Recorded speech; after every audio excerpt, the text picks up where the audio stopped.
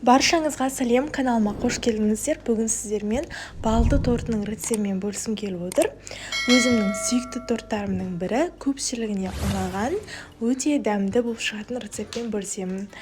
Торт өте нәзік, жұмсақ, өте дәмді болып шығады. Осы рецептпен міндетті түрде дайындап көріңіздер. Тіпті заказ қабылдасаңыздар да болады. Торт өте оңай дайындалады. Бізге керекті заттар 150 грамм қант, 3 жұмыртқа, 120 грамм мед және де 100 грамм сармай керек болады. Барлығын бір ыдысқа салып, қайнап тұрған судың үстіне қоямыз. Көріп тұрғандарыңыздай құрамы өте арзан, табиғи заттардан дайындалады.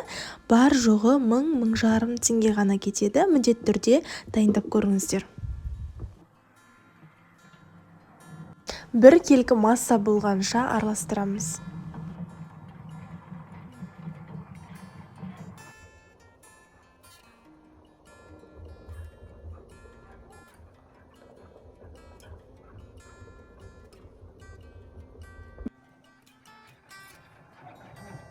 Қантымыз толық ергеннен кейін үстінен 2 шай қасық сода салып, тағы бір араластырамыз.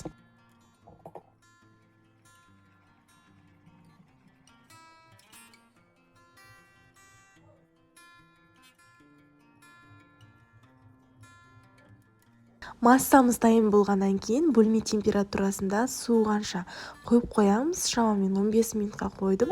Суығаннан кейін үстіне ұнымызды қосып қамыр илейміз.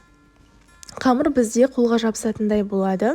Қамырды холодильникке 15-30 минутқа қойып қоямыз. Сонда қамырдың құрамындағы май қатып, қамырымыз қолға жабыспайтындай болып шығады. Артығын қоспаймыз, қыздар. Дәл осы айтқан рецептпен дайындаңыздар. Сонда өте дәмді, жұмсақ болып шығатын болады.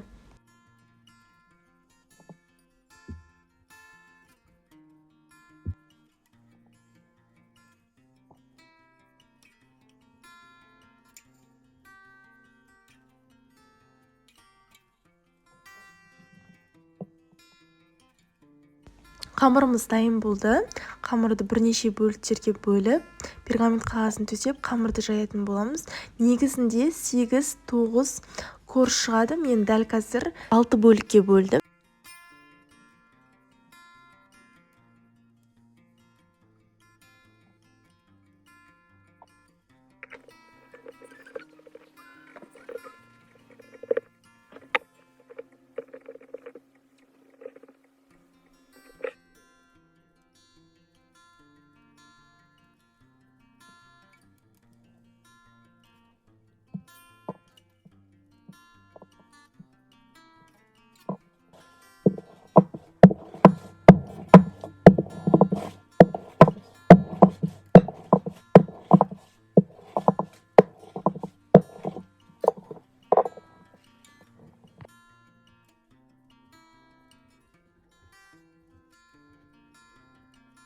Қызып тұрған пеште 180 градуста пісіріп аламыз.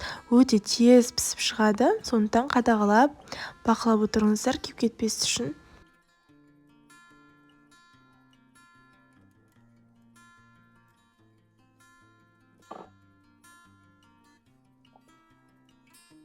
Корж өте жұмсақ, нәзік болып шығады. Қараңыздар, қандай жұмсақ болып шыққанын.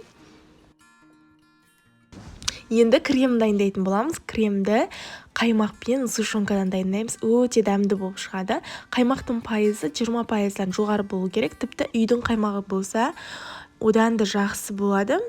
Өте дәмді болып шығатын болады. Және де сгущенканы қою түрінде алыңыздар.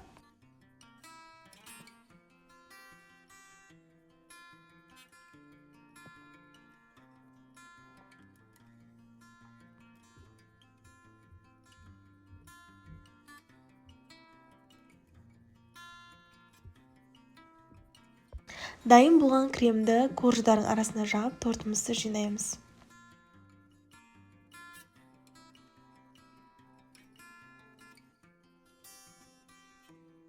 Кремді әр коржға 4-5 қасықтан салып шығамыз.